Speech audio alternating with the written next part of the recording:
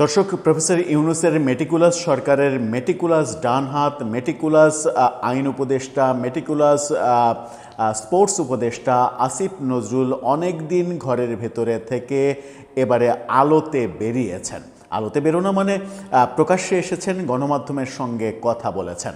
আমরা সংসদ অধিবেশনের প্রথম দিন একটু টের পেয়েছিলাম যে তিনি সংসদ অধিবেশনে যোগ দিয়েছেন, যদিও গণমাধ্যম তাকে নিয়ে তেমন একটা শোরগোল করেনি। নিজে ফেসবুক স্ট্যাটাস দিয়ে জানিয়েছিলেন সংসদ অধিবেশনে বসতে পারছেন তিনি অতিথি হয়ে। সেখানে জুলাই যোদ্ধাদের সঙ্গে আলোচনা হয়েছে এবং সেই অধিবেশনে দর্শক গ্যালারিতে প্রফেসর ইউনূসকেও আমরা বসে থাকতে দেখেছি। গতরাতে বিবিসি বাংলা আসিফ নজরুলের একটা বড় সাক্ষাৎকার প্রকাশ করেছে, ভিডিও সাক্ষাৎকার। প্রায় আধা ঘন্টার মতো এই সাক্ষাৎকারে আসিফ নজরুলকে প্রশ্নবাণে জর্জরিত করেছেন বিবিসির সাংবাদিক কাদির কল্লোল। কাদির কল্লোলের প্রশ্নে একের পর একে বাউন্সারে রীতিমতো ডিফেন্সিভ শট খেলতে বাধ্য হয়েছেন আসিফ নজরুল। অনেকগুলো ডেলিভারিতে, ইয়র্কার লেন্থের ডেলিভারিতে রীতিমতো বোল্ড হতে দেখেছি আমরা। আসিফ নজরুলকে নিয়ে মূলত তার সরকারের অর্থাৎ অন্তর্বর্তী সরকারের আমলের অনেকগুলো প্রশ্ন সামনে এনেছে বিবিসি বাংলা, যে প্রশ্নগুলোর বেশিরভাগ ক্ষেত্রেই তিনি তার সরকারের যে ব্যর্থতা, সেই ব্যর্থতা মেনে নিয়েছেন। মেনে নিয়ে একটু দায়সারা মনোভাব দেখানোর চেষ্টা করেছেন, একটু অন্যের উপরে দোষ চাপানোর চেষ্টা করেছেন। এবং সবথেকে মজার ব্যাপার যেটা লেগেছে সেটা হচ্ছে যে তিনি নিজের সম্পর্কেও একটা উপলব্ধি তৈরি করেছেন। তিনি বলেছেন যে আমি আর সমালোচনা করব না, কিংবা সরকারের সমালোচনা করলেও অনেক কম করব। কেন করব, কম তিনি সমালোচনা কেন করবেন, সেই তথ্যের, সেই রহস্যেরও জাল উন্মোচন করব এই ভিডিওতে। থাকবেন পলিটিক্স টিভির নিয়মিত আয়োজনে।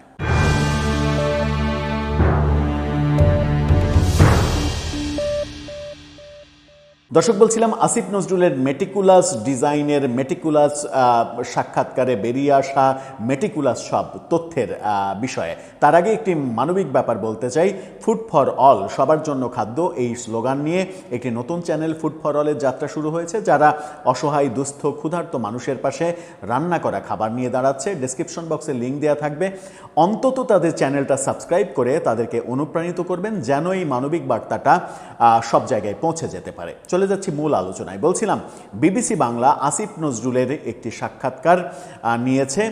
এই প্রথম তাদের সরকারের মেয়াদ শেষ হওয়ার পরে কোনো উপদেষ্টা এত ডিটেল কথা বললেন গণমাধ্যমের। অবশ্য আসিফ নজরুলের সাহস আছে, সেটাও বলতে হবে, যে এরকম একটা অবস্থায় যখন তাদের সরকারের ব্যাপক সমালোচনা, এমনকি শেখ হাসিনার সরকারের আর কি সমালোচনা হয়েছিল, 18 মাসে যত সমালোচনা তারা কামিয়েছেন, 18 মাসে যত দুর্নাম প্রফেসর ইউনূস কামিয়েছেন, সেগুলো নিয়ে যখন দেশ টালমাটাল অবস্থা, এরকম অবস্থায় বিবিসির মুখোমুখি হওয়াটাও একটা সাহসের ব্যাপার।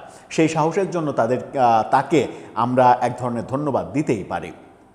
কি কথা হলো বিবিসির সঙ্গে আসিফ নজরুলের, চলুন বিচ্ছিন্নভাবে বেশ কিছু পয়েন্ট নিয়ে আমরা আলোচনা করি যেগুলো উঠে আসলো।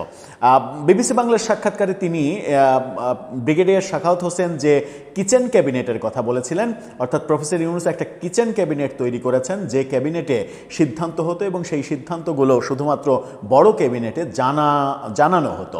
বড় ক্যাবিনেটে বড় কোনো বিষয়ে আলোচনা হতো না। ব্রিগেডিয়ার সাখাওয়াতের এই বিস্ফোরক মন্তব্যের ব্যাপারে তিনি না বলেননি। তিনি বলেছেন, মানে বলার চেষ্টা করেছেন যে কাদির কল্লোলকে পাল্টা প্রশ্ন করেছেন যে আপনি বলেন তো যে কোন সরকারের, পৃথিবীর কোন সরকারের কিচেন ক্যাবিনেট থাকে না, এবং অন্তর্বর্তী সরকারেরও ছিল, সেটা স্বীকার করেছেন। এবং তিনিও যে এই কিচেন ক্যাবিনেটের মেম্বার ছিলেন, সেটাও এক অর্থে তিনি স্বীকার করে নিয়েছেন। কিন্তু ব্রিগেডিয়ার সাখাওয়াতের আবার সমালোচনা করেছেন, বলেছেন যে তিনি যেভাবে অভিযোগ করেছেন ব্যাপারটা তা নয়। কিচেন ক্যাবিনেটের মানে ছোট ক্যাবিনেটে যে আলোচনাগুলো, অনেক বিষয়ে তাকেও ডাকা হয়েছিল, এরকমভাবে বলার চেষ্টা করেছেন। তার মানে প্রফেসর ইউনূস যে কিচেন ক্যাবিনেটেই সব কিছু সিদ্ধান্ত নিতেন, এটার একটা প্রমাণ আমরা পেলাম আসিফ নজরুলের মুখ থেকে।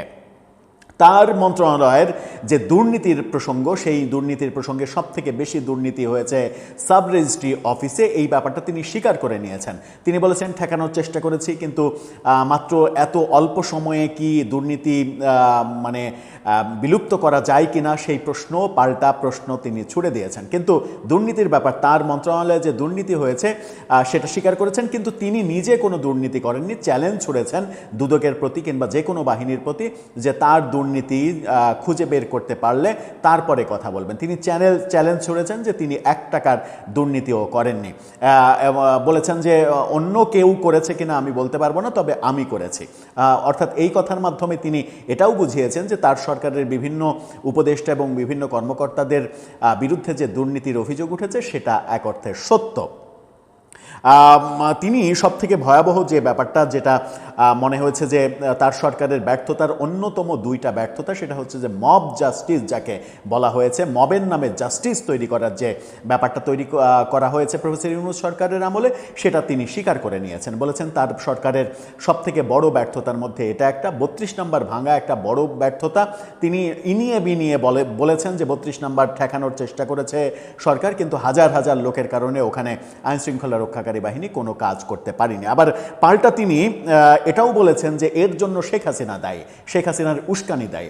সারা দেশে যে বঙ্গবন্ধুর স্ট্যাচু ভাঙা হয়েছে এই কারণের মানে পেছনেও নাকি শেখ হাসিনা দায়ী।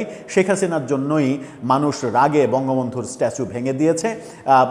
যে রাগ প্রশমনের চেষ্টা করেনি অন্তর্বর্তী সরকার, চেয়ে চেয়ে দেখেছে, বসে বসে মব তন্ত্র কায়েম করার চেষ্টা করেছে। এক অর্থে তিনি পুরোটাই স্বীকার করে নিয়েছেন। অর্থাৎ বড় ব্যর্থতার মধ্যে তিনি মবের শাসনতন্ত্র কায়েম করা এবং 32 নম্বর ভাঙা, এই 2টা স্বীকার করে নিয়েছেন। প্রথম আলো ভাঙার ব্যাপারে, প্রথম আলো ডেইলি স্টার ভাঙা পুড়িয়ে দেওয়ার ব্যাপারে তিনি পাল্টা বলেছেন যে আমি সারা রাত ধরে প্রথম আলো রক্ষার চেষ্টা করেছি, অন্তত 60-70 বার তাদের সঙ্গে কথা হয়েছে, বিভিন্ন বাহিনী বিভিন্ন ব্যক্তির সঙ্গে কথা হয়েছে। আমরা প্রথম আলোর উপরতলায় যে জেনারেটর তেল সংরক্ষণ ছিল সেটা ঠেকানোর জন্য সব পক্ষের সঙ্গে কথা বলে সেই পর্যন্ত যেন আগুন না যায় সেই ব্যাপারটা নিশ্চিত করার চেষ্টা করেছি, যেটা প্রথম আলো জানে। অর্থাৎ প্রথম আলোর দিকে তিনি, প্রথম আলোর কোর্টে বল ঠেলে দিয়ে তিনি বলেছেন যে এগুলো তিনি করেছেন, এটা প্রথম আলো জানে। কিন্তু মানে প্রথম আলো ডেইলি স্টার যে পুড়িয়ে দেয়া হলো, তার জন্য আইনশৃঙ্খলা রক্ষাকারী বাহিনী কেন গেল না, কেন দেরিতে ফায়ার সার্ভিস গেল, সেই প্রশ্নের উত্তর তিনি দিতে পারেননি। তিনি বলেছেন যে প্রথম আলোর ওই ডিজেল জেনারেটর, ওই ফ্লোর যেন না পুড়ে, ওই ফ্লোরে আগুন ধরলে পুরো প্রথম আলোর যে মেন অফিস, সেই মেন অফিস পুড়ে ছাই হয়ে যেত, সেটা তিনি ঠেকিয়েছেন সারা রাত ব্যাপী। এরকমভাবে ক্রেডিট নেওয়ার চেষ্টা করেছেন তিনি।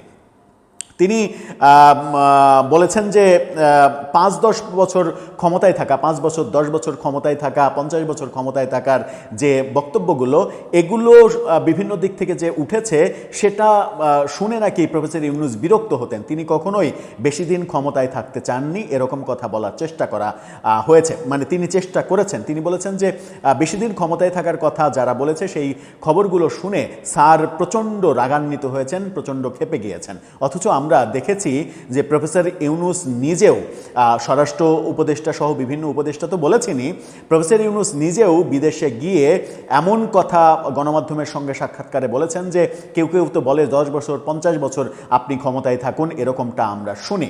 অর্থাৎ মানে প্রফেসর ইউনূস যে অনেক দিন ক্ষমতায় থাকতে চেয়েছেন, এটা যে তার নিজের বাসনা, এটা আসিফ নজরুল অস্বীকার করেছেন এবং অস্বীকার করতে গিয়ে এক ধরনের ধরাও খেয়েছেন। তিনি বলেছেন যে তার সরকারের আমলে কোনো গায়েবী মামলা হয়নি, গায়েবী আসামি হয়েছে। তিনি বলেছেন যে ঘটনাটা ঘটেছে, কিন্তু ঘটনার ক্ষেত্রে হয়তো মামলাটা গায়েবী না, কিন্তু গায়েবী আসামি হয়েছে, বহু মিথ্যা আসামি করা হয়েছে, এই ঘটনাটা ঘটেছে। আবার তিনি বলছেন যে একটা মামলাও সরকার করেনি, কোনো গায়েবী মামলা কিংবা কোনো মিথ্যা মামলা একটাও সরকার করেনি। কাউকে, সাংবাদিকদের প্রসঙ্গ এসেছে, কাউকে কোনো ধরনের নির্যাতন করা, অপদস্থ করার জন্য সরকার একটি মামলাও করেনি, এরকম দাবি করেছেন। অথচ এই মহাপণ্ডিত তিনি বোধহয় ভুলে গেছেন যে রিপোর্টার্স ইউনিটিতে প্রোগ্রাম করার জন্য, সংবিধান নিয়ে প্রোগ্রাম করার জন্য, সংবিধানের আলোচনা করার জন্য সেখানে মব করিয়েছেন প্রথমে, তারপরে শাহবাগ থানায় সন্ত্রাস বিরোধী আইনে মামলা মামলা পুলিশবাদী মামলা করা হয়েছে, সারা রাত তাদেরকে আটকে রেখে পরের দিন সকালে কোর্টের মাধ্যমে এই আসিফ নজরুল তিনি মেটিকুলাস ডিজাইন করে তাদেরকে জেলে পাঠিয়েছেন। এই তথ্য আমরা জানি। আনিস আলমগীরকে মিথ্যা মামলা সাজিয়ে তাকে জিম থেকে তুলে নিয়ে গিয়ে সারা রাত ডিবি হেফাজতে রেখে তাকে মেটিকুলাস ডিজাইনে মামলা সাজিয়ে তাকে কারাগারে পাঠিয়েছেন। এই ব্যাপারগুলো আমরা দেখেছি প্রফেসর ইউনূসের আমলে এবং আসিফ নজরুলের মেটিকুলাস ডিজাইনে। অথচ তিনি অস্বীকার করছেন যে কোনো গায়েবী মামলা নাকি সরকার করেনি। তাহলে মঞ্জুরুল আলম পান্না, হাফিজুর রহমান কার্জন, ঢাকা বিশ্ববিদ্যালয়ের প্রফেসর, তারা কিংবা লতিফ সিদ্দিকী, মুক্তিযোদ্ধা লতিফ সিদ্দিকী, তারা কারাগারে গেল কার মামলায়? শাহবাগ থানায় পুলিশবাদী হয়ে মামলা যখন করা হয় তখন এই পুলিশটা কার? পুলিশটা তো সরকারের। সরকার বলে দিয়েছে বলেই তো পুলিশ তাদের বিরুদ্ধে সন্ত্রাস বিরোধী আইনে মামলা সাজিয়ে তাদেরকে কারাগারে পাঠানোর ব্যবস্থা করেছে। অথচ তিনি অস্বীকার করছেন। তিনি বলছেন যে সংবাদপত্রে যে মব হয়েছে এই প্রশ্নের উত্তরে, গণমাধ্যমে সংবাদপত্রে যে মব হয়েছে এই প্রশ্নের উত্তরে বলেছেন, মবকে আমরা করেছি? সরকার কি কোনো মব করেছে? এই হাস্যকর প্রশ্ন তিনি ছুড়ে দিয়েছেন। অথচ হাস্যকর হলেও ব্যাপারটা সত্য। আমরা জানি যে সংবাদপত্রে, বিভিন্ন গণমাধ্যমে কিংবা বিভিন্ন জায়গায় যে মব হয়েছে সেই মব যারা করেছে প্রফেসর ইউনূস এবং আসিফ নজরুলের স্নেহধন্য ছাত্ররাই এই কাজ করেছে এবং তাদের পৃষ্ঠপোষকতা দিয়েছেন, তাদের বিরুদ্ধে কোনো ধরনের কোনো ব্যবস্থা নেননি। এমনকি এই মেটিকুলাস আরাক উপদেষ্টা মোস্তফা সরোয়ার ফারুকীকে প্রশ্ন করার জন্য 3 জন সাংবাদিকের চাকরি গিয়েছে। এই ঘটনাও আমরা দেখেছি। অথচ তিনি বলছেন যে সংবাদপত্রে মব তো সরকার করেনি, মব যারা করেছে সেটা তাদের ব্যাপার। এইভাবে তিনি এড়িয়ে যেয়ে নিজেকে হাস্যকর বস্তুতে পরিণত করার চেষ্টা করেছেন। তিনি বলেছেন যে ক্রিকেট খেলা বিষয়ে বিশ্বকাপ বাংলাদেশ খেলতে পারলো না, বিশ্বকাপকে খেলতে দেয়া হলো না, সেই ব্যাপারে তিনি বলছেন যে সেই সময় কোনো খেলোয়াড়, কোনো কর্মকর্তা কেউ নাকি প্রতিবাদ করেনি বলেই সরকার এটা সিদ্ধান্ত নিতে পেরেছে। তখন যদি তারা জোরালো প্রতিবাদ করত, তারা যদি বলতো যে আমরা খেলতে চাই, তাহলে নাকি সরকার এই সিদ্ধান্ত নিতে পারতো না। কত বড় কি বলবো, শব্দগুলো ব্যবহার করাও মুশকিল। এই কথা তিনি অকপটে বলছেন যে তখন কেউ প্রতিবাদ করেনি। তিনি আবার এটাও বলছেন যে সরকার কেন সিদ্ধান্ত নিয়েছে, নির্বাচনের আগে ভারতে খেলতে গেলে নাকি মহা বিপদ হতো। নির্বাচনের আগে ভারতে খেলতে গেলে সেখানে যদি একটা বাজে অবস্থা তৈরি হয় তাহলে নির্বাচনের কি হতো, সেই হঠকারী কথা তিনি উচ্চারণ করার চেষ্টা করেছেন। অর্থাৎ বাংলাদেশের খেলোয়াড়রা ভারতে খেলতে যায়নি নির্বাচনে যেন কোনো বাধা তৈরি না হয়, কোনো সংকট তৈরি না হয়, সেই কারণে এমনটা ঘটি বুঝ দেওয়ার একটা চেষ্টা করেছেন। তিনি বলেছেন যে ওই না খেলার যে সিদ্ধান্ত, সেই না খেলার সিদ্ধান্ত নেওয়ার পোস্টে তাকে নাকি 3 লাখ লোক লাইক করেছে, 3 লাখ লোকের সাপোর্ট পেয়েছে। তিনি আগে জানতেন না যে এত মানুষ তাকে সাপোর্ট করে, এত মানুষ তাকে পছন্দ করে। এইভাবে তিনি ক্রেডিট নেওয়ারও চেষ্টা করেছেন যে তিনি যে সিদ্ধান্ত নিয়েছেন সেটা বাংলাদেশের জনগণ সাধুবাদ জানিয়েছে, সাদরে গ্রহণ করেছে। অথচ আমরা জানি যে একটা নির্দিষ্ট গোষ্ঠী এবং সাম্প্রদায়িক গোষ্ঠীর নেতৃত্বে একটা গোষ্ঠী, যে গোষ্ঠীটা এই প্রফেসর ইউনূস এবং আসিফ নজরুলের স্নেহধন্য গোষ্ঠী, সেই গোষ্ঠীটার মেটিকুলাস সব কাজ কারবারেই এই ঘটনাটা হয়েছে এবং সেই গোষ্ঠীকে কি বলবো যে খুশি করার জন্যই তিনি এই কাজটা করেছেন, যেটা তিনি গোটা বাংলাদেশের মানুষকে বোঝানোর চেষ্টা করেছেন। তিনি বলেছেন তার গ্রহণযোগ্যতা কমেছে, তিনি স্বীকার করে নিয়েছেন তার গ্রহণযোগ্যতা কমেছে। সরকারের সমালোচনা, যে কথা বলছিলাম যে সমালোচনা এখন থেকে তিনি কম করবেন, তিনি বলছেন যে আমি যখন আওয়ামী লীগের সময়ে যখন সাধারণ মানুষ ছিলাম তখন প্রতিদিন সমালোচনা করতাম, এত করতাম যে সরকারে আসার পরে বুঝলাম যে আমাদের যারা সমালোচনা করে তারাও এই যে এত সমালোচনা করে, তখন আমি বুঝলাম যে সমালোচনা করাটা খুব সহজ। এই কারণে আগামীতে আমি কোনো সরকারের সমালোচনা খুবই কম করব, কারণ আমি বুঝে গেছি যে সমালোচনা করাটা খুব সহজ, কাজ করাটা অনেক কঠিন। অর্থাৎ তিনি সরকারের দায়িত্ব নিয়ে ওই যে বলেছিলেন না যে হাই আল্লাহ, কোনোদিন যদি সরকারের দায়িত্ব পাই তাহলে জীবন বাজি রেখে কাজ করব, জনগণের মন জয় করার চেষ্টা করব। জনগণের মন জয় করা মানে আল্লাহর মন জয় করা, এই বক্তব্য দিয়েছিলেন। সেই বক্তব্যকে উদ্ধৃত করেছেন কাদির কল্লোল। তখন তিনি বলেছেন যে আমি আর সমালোচনা করব না। অর্থাৎ তিনি এক ধরনের ভয়ই পেয়ে গেছেন, তিনি সমালোচনা সমালোচনা করবেন না। এখন একটু আসবো যে তিনি ক্রীড়া উপদেষ্টা হিসেবে যে মেটিকুলাস ডিজাইনে বাংলাদেশের ক্রিকেটকে ধ্বংস করেছিলেন এবং তিনি বলছেন যে জনগণ তাকে সাপোর্ট করেছিল এবং তিনি বলছেন যে বোর্ড থেকে কোনো প্রতিবাদ হয়নি এবং বোর্ড থেকে খেলোয়াড়রা কোনো প্রতিবাদ করেনি, তারা মেনে নিয়েছে, এই কারণেই এটা প্রতিষ্ঠিত হয়েছে। ক্রিকেটের যে সহকারী কোচ সালাউদ্দিন আহমেদ যেটা তার সমালোচনা করেছেন সেটাকে তিনি বলছেন তখন তো বলেনি, এখন বললে তো হবে না, এরকম বক্তব্য দিয়েছেন। আদতে তিনি ফেসবুকে যে কথাগুলো বলেছিলেন সেগুলো কি প্রমাণ করে না যে সরকার নগ্নভাবে ক্রিকেটের উপরে হস্তক্ষেপ করেছিল? চলুন একটু তার ফেসবুক থেকে ঘুরে আসি। ফেসবুকের অন্তত 4টা পোস্ট আপনাদেরকে দেখাবো যে পোস্টগুলো প্রমাণ করে যে তিনি যে কথাগুলো বলেছেন সেই কথাগুলো মিথ্যা। একটা পোস্ট 11ই ফেব্রুয়ারি, যে পোস্টে তিনি লিখেছেন যে গতকাল একটি অনুষ্ঠান শেষে সাংবাদিকদের সাথে আমার বিভিন্ন প্রসঙ্গে আলাপ হয়। ওই প্রসঙ্গটা আপনাদের নিশ্চয়ই মনে আছে যে সাংবাদিকরা প্রশ্ন করেছেন বিশ্বকাপ না খেলার জন্য আপনি কি কি বলবো যে এখন কি মনে করছেন যে এক ধরনের আক্ষেপ আছে কিনা, আপনার মধ্যে কোনো আক্ষেপ রয়েছে কিনা? তিনি বলেছেন আক্ষেপ থাকার প্রশ্নই আসে না। সেই পোস্টে আমরা দেখেছি যে 5,500 লাইক পড়েছে এবং 5,500 যে লাইক পড়েছে সেই 5,500 লাইকের মধ্যে 2,500 হচ্ছে হা হা রিয়াক্ট। 2,500 মানুষ হা হা হো হো করে হেসেছে। তিনি অথচ এই বিবিসির সঙ্গে সাক্ষাৎকারে তিনি দাবি করছেন যে তার যে সিদ্ধান্ত, তার সরকারের সিদ্ধান্ত, সেগুলো নাকি জনগণ সাধুবাদ জানিয়েছে। এরপরে আরেকটি পোস্ট দেখুন, তার আগে 5 ফেব্রুয়ারি দেয়া পোস্ট, সেখানে তিনি লিখছেন যে ধন্যবাদ পাকিস্তানের প্রধানমন্ত্রী শাহবাজ শরীফ বলেছেন বাংলাদেশকে টি-20 বিশ্বকাপ থেকে বাদ দেওয়ার প্রতিবাদে তার দেশ ভারত পাকিস্তান ম্যাচ বয়কট করার সিদ্ধান্ত নিয়েছেন। এই হটকারী পোস্ট তিনি দিয়েছিলেন পাকিস্তানের চামচামি করে। সেই পোস্টে মেটিকুলাস ডিজাইনে তার ওই সাম্প্রদায়িক সঙ্গীরা সবাই হুমড়ি খেয়ে লাইক দিয়েছিল। 1,40,000 লাইক পড়েছিল। যেখানে আমরা দেখছি সেখানেও 14,000 মানুষ হা রিয়াক্ট দিয়েছিল। সেই পোস্টটা তিনি করেছিলেন 2025 সালের 5 ফেব্রুয়ারি।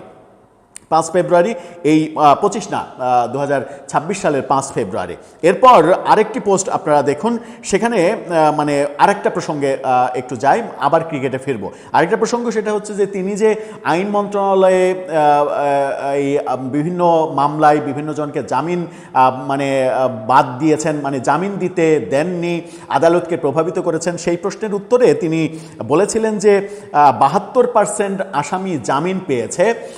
এই ঘটনা ঘটেছে, আমি যদি জামিনই ঠেকাতাম তাহলে 72% আসামি জামিন পেত না। আবার পরক্ষণে তিনি স্বীকার করেছেন যদি পাল্টা প্রশ্ন ছিল এরকম 72% যদি জামিন পেয়ে থাকে তাহলে তো আওয়ামী লীগের লোকজন সবার বাইরে থাকার কথা, সেই দৃশ্য তো আমরা দেখছি না, কেউ তো বাইরে নেই। তখন তিনি বলেছেন জামিন পেয়েছে একটা মামলায়, তাকে আরেকটা মামলায় শোন অ্যারেস্ট দেখানো হয়েছে, সেই ব্যাপারটা তো আইন মন্ত্রণালয়ের ব্যাপার না, ওইটা স্বরাষ্ট্র মন্ত্রণালয়ের ব্যাপার।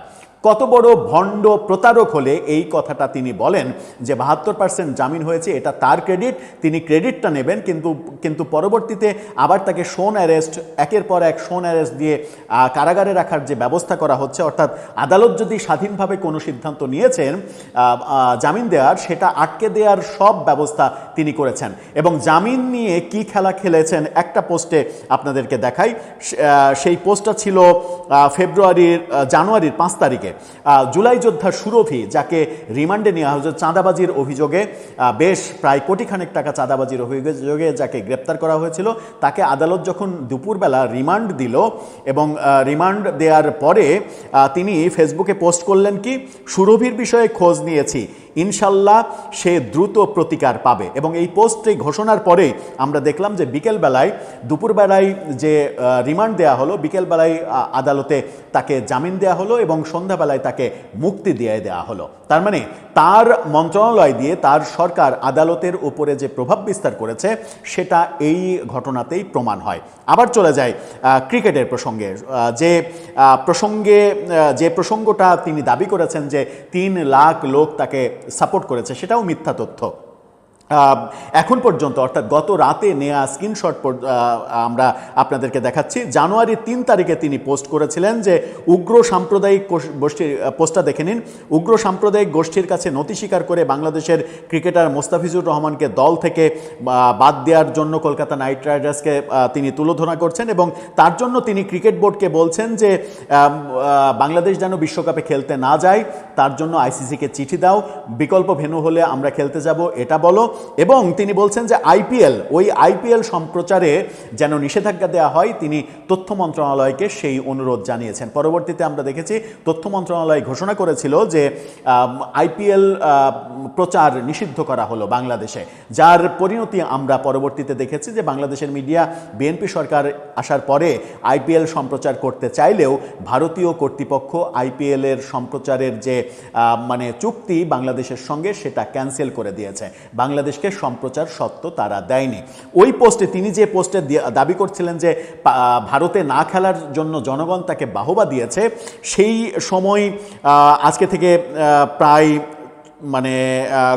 আজকে থেকে প্রায় 4 মাস আগে যে পোস্ট দিয়েছিলেন তিনি, সেই 4 মাস আগে 4 মাস পরে আমরা দেখছি যে তার লাইকের সংখ্যা 2,53,000, যেটা তিনি দাবি করছেন যে ওই সময় নাকি তাকে 3 লাখ লোক সাপোর্ট করেছিল, যে দাবিটা মিথ্যা দাবি।